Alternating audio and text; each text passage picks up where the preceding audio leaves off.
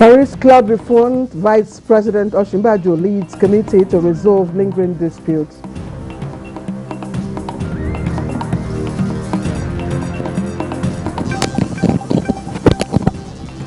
Gunmen abduct Nasarawa State Commissioner for Information.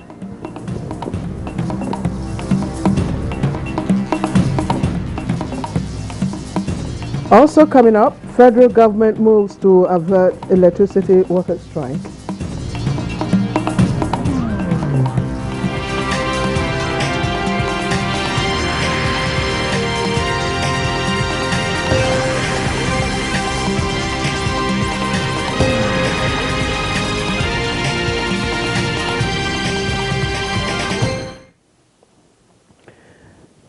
Good afternoon and welcome to the News Desk at 3 here on NTA News 24.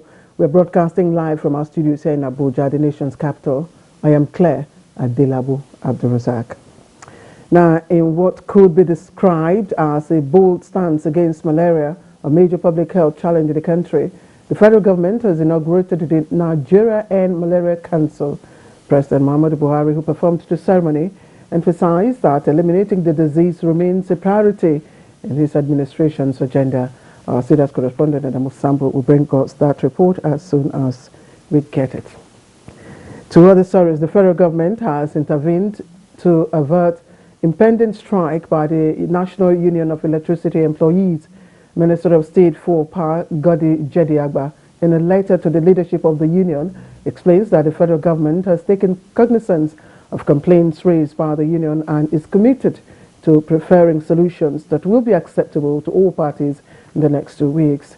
The National Union of Electricity Employees have threatened to embark on a nationwide strike with effect from August the 17th this year over allegations of poor staff welfare by the Transmission Company of Nigeria, TCN, issues of staff promotion and stigmatization of staff from the office of the head of service of the Federation from working in other areas in the power sector.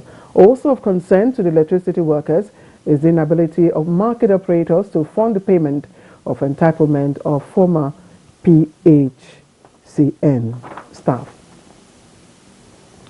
Now, a Federal Executive Cabinet Committee under the chairmanship of the Vice President is in place to resolve lingering dispute over the Paris Club refund.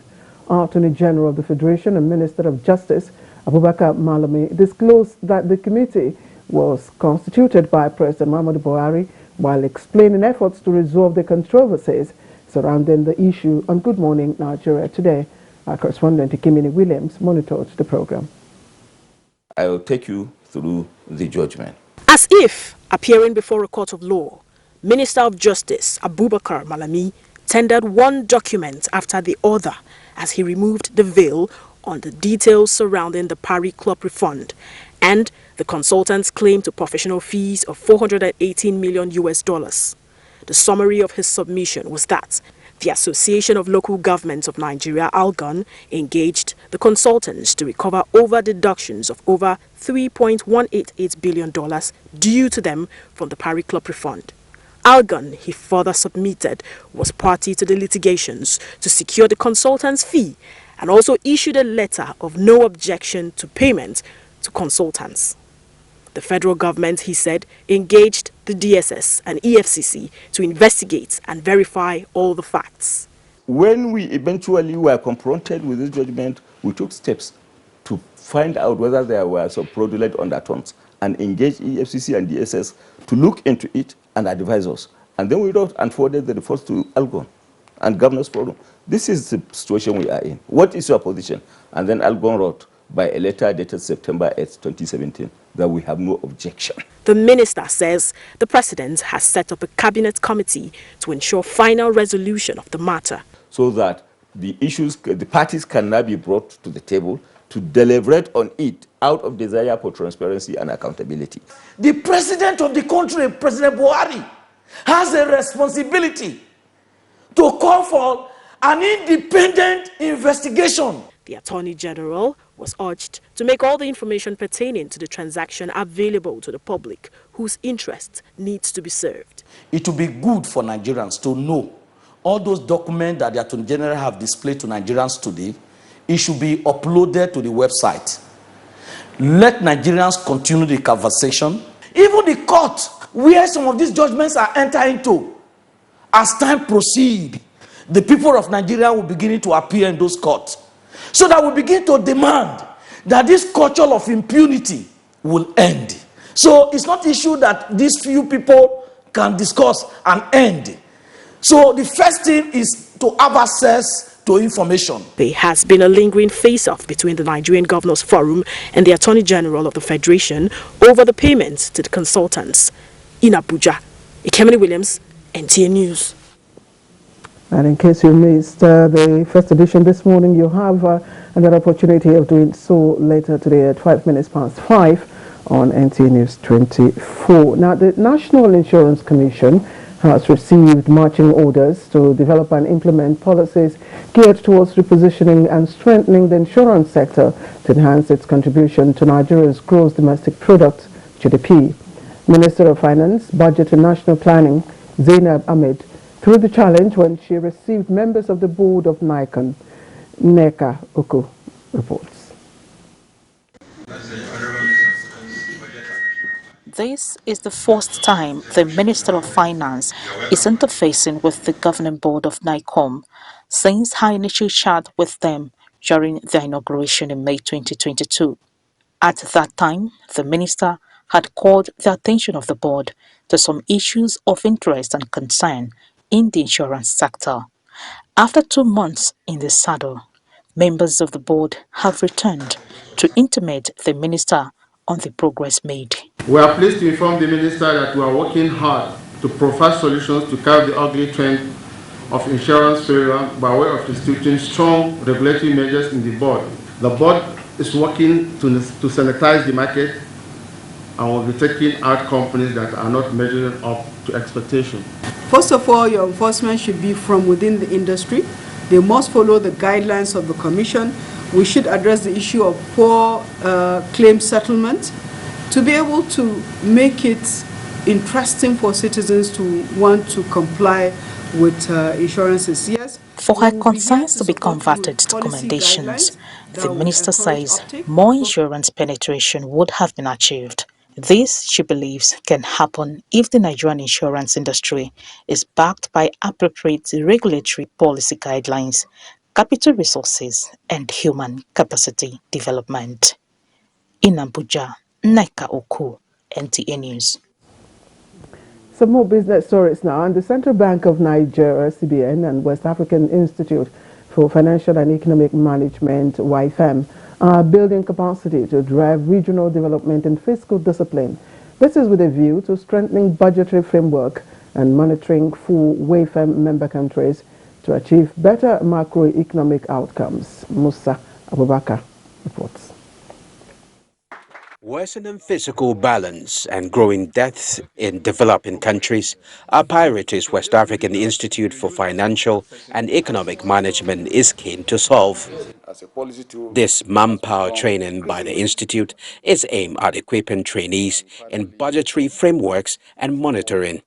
This is to ensure better planning and allocation of resources for economic development. This course intends to provide participants with a platform for exploring and better understanding the numerous national, regional, global experiences and sound practices pertaining to the medium-term budgetary frameworks. It will open up new opportunities for the necessary fiscal reforms and the required institutional and operational coordination to strengthen macroeconomic management and service delivery. Both are needed to put our economies on a sustainable growth trajectory. The participants drawn from Anglophone West African region are expected to apply the knowledge and skills acquired to help strengthen budgetary process and physical implementation in their countries. In Abuja, I am Musa Abubakar, NTA News. The federal government has commenced training of personnel of ministries, departments and agencies for the timely preparation, submission and approval of the 2023 national budget.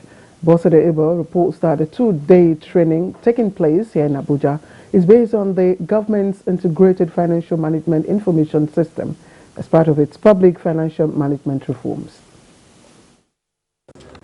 A total of 4,000 workers drawn from 900 ministries, departments and agencies are undergoing training with series of activities relating to the process of preparing for the 2023 budget. The training was declared open by the Director Expenditure Socials Fabian Ubu, who represented the Director General of the Budget Office. He explains that one of the modules at the training will address key items and sections to note in the 2023 Federal Government of Nigerian budget called circular to ensure that all issues and questions that participants may encounter are adequately addressed during the course of the training sessions. We have engaged teams of experts and handled different aspects of the training, including some fundamental budget concepts. They will bring their wealth of experience in public finance management, budgeting, GIFMIS, and digital technologies to bear on this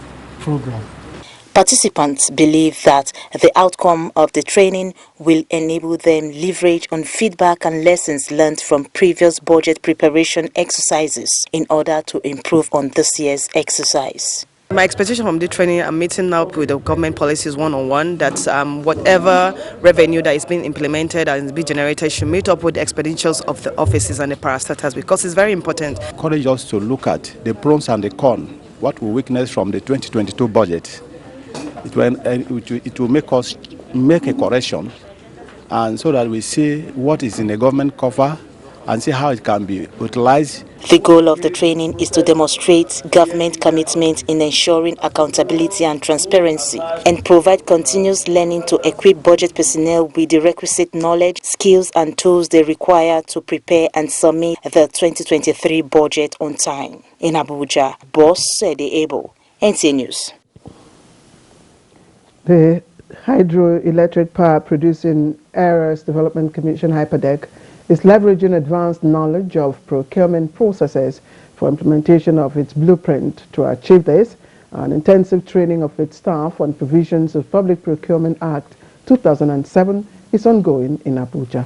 Abubakar Akwanga reports.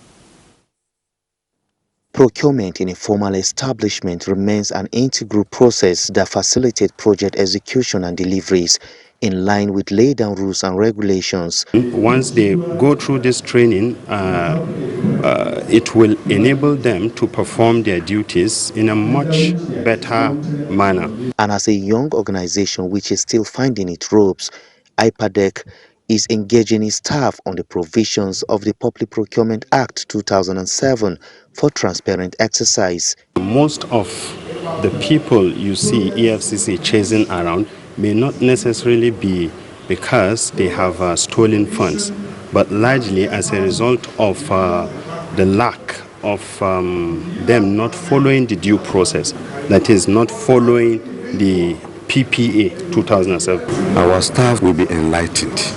Our staff will be open to procurement acts in the civil service, so that as we are starting, we should start in a right platform, not in a wrong platform. HYPADEC has over the time rolled out critical projects aimed at improving lives and uplifting status of covering communities across the 6 states under its mandate. In Abuja, Abubakar Akwanga, NTA News. And in Niger, the state government has come up with a workable master plan to develop the Gurara waterfalls. In a statement by Mary Noel Broje, Chief Press Secretary to the Niger State Governor, the master plan, which was achieved through the support of a consultant with South African agricultural firm, Ellis Van Gaas, who has been making plan on the development of more than 1,100 hectares of land around the waterfalls with an appreciable level of progress. Taking the team through the project plan, Leno Van Gaas of Active Architects explained that the plan is all-encompassing with structures for different purposes. She says the structures will include a 4-star hotel, conference halls, gates, polo ground, agric area and training center for educational purposes. Governor Abubakar Sani Bello, who applauded the efforts put in by the consultant, directed that all documents must be in place immediately to bring life to the falls within hunting while hunting in the 10,000 hectares of the forest area will be banned to provide for safe animal park. Now, both parties suggest they need to also have low-cost houses so as to bring life into the resort. And this news broadcast is live on NTA News 24 from our studios here in Abuja. Still to come, NHIA refutes reports of 15% workers' salaries as health tax. We'll have details in a moment. We have to be all out. You can see from my hair to my makeup. From the red carpet to the big stage, we cover the shows.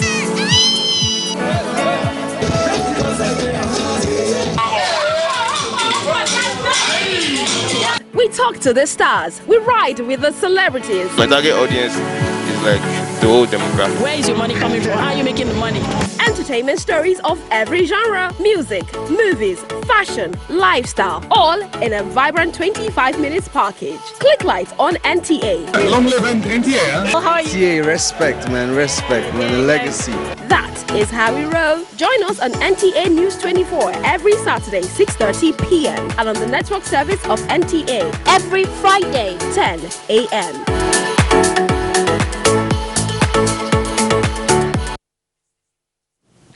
Welcome back now to politics. The PDP National Chairman, Senator Yachayu, says he has not resigned from office, as has been featured by some media outlets. Simon Swang, Special Advisor to the National Chairman on Media and Communication, in a statement explains that the story that the PDP Chairman's purported resignation letter is with former President of the Senate, David Mark, is in its entirety false, baseless, reckless, inaccurate, and a complete work of fiction. It adds that if Ayu had resigned, he would give his resignation letter to the Deputy Chairman, North, and not Senator Mark, as Section 45, subsections 1 and 2 of the party's constitution dictates. The statement adds that Senator David Mark is not a member of the party's National Working Committee.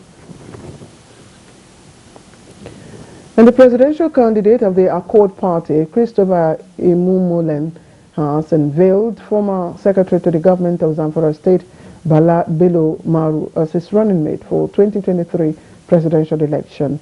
Linda Okorie Igwe reports. The stage is set, and with high enthusiasm, the Accord Party unveils Bello Balamaru as running mate to Christopher Imumulen in the 2023 presidential election. To them, it is a game changer, and certain qualities, they say, inform their decision. By the grace of God, 2023, I am very sure, I am convinced that this game that we are going into, we shall conquer and be victorious. With high optimism, the vice presidential candidate reveals reasons for his acceptance.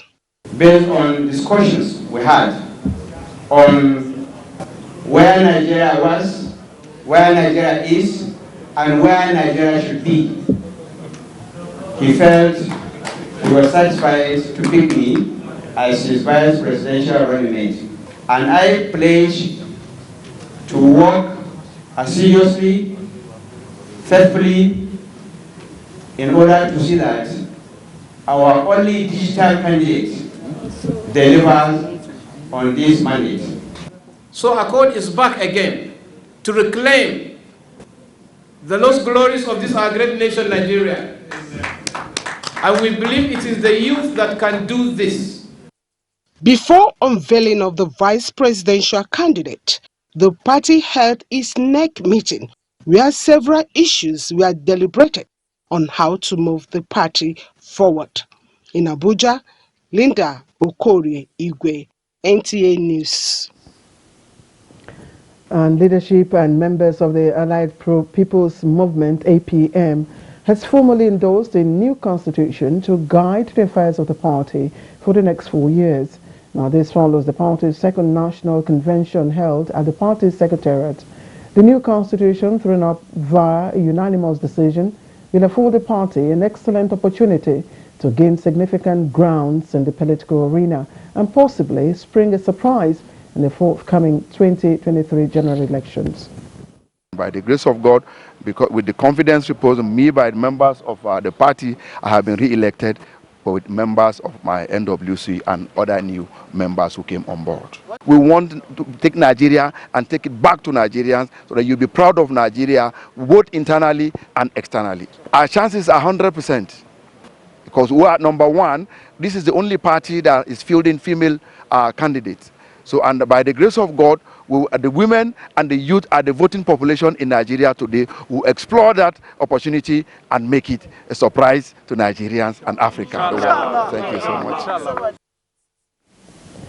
The Allied People's Movement was established on August 14, 2018. Meanwhile, the police command in Nasarawa State has confirmed the abduction of Yakubu Lawal, Nasarawa State Commissioner for Information and Culture and Tourism, by gunmen. DSP Rahman Nansal, police public relations officer, confirmed this in a statement made available to newsmen on Tuesday in Lafia, the state capital. According to the PPRO, on Monday, August 15, at about 8:45 p.m., the attention of policemen and routine patrol was drawn to the sound of sporadic gunshots in the Nasarawa Egon local government area of the state. He explained that the operatives attached to Nasarawa Egon division immediately raced to the scene. Additional Shuyemi, Commissioner of Police, also reinforced the men with a combined detachment of the police mobile force, the anti-kidnapping unit, military personnel, vigilante, as well as local hunters. Upon arrival at the scene, discovered that unknown gunmen, while shooting sporadically, invaded the residence of the Commissioner for Information, Culture and Tourism and forcefully abducted him to an unknown destination. The search and rescue operation is ongoing by the combined team led by Area Commander Akwanga Area Command, ACP Haliru Aliu, to rescue the victim unhurt and arrest the perpetrators of the crime. The Federal High Court sitting in Abuja has sentenced the notorious Taraba-based kidnap kingpin Hamisu Bala, popularly called Wadume, to 7 years imprisonment without fine.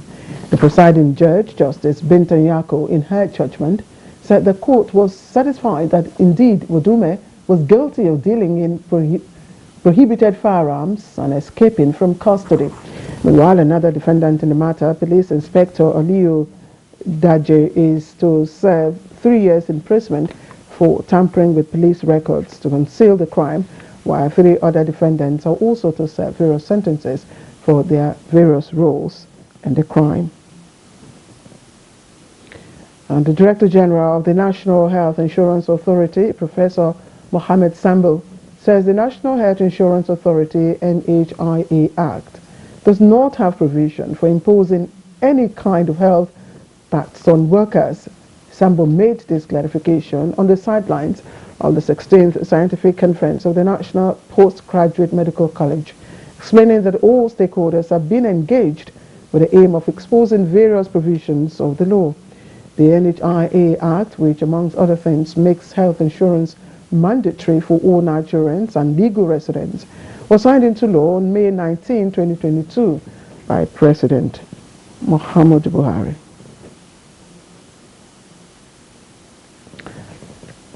All right, and that's our news desk at 3 on NTA News 24 for today. Another news desk on this channel comes up later this evening at 6, but you can catch up with more news on other NTA platforms, especially nationwide, which comes up at 4. Don't forget to take action, stand against rape and rapists. That way you too can be a star. From me and the production crew, bye-bye.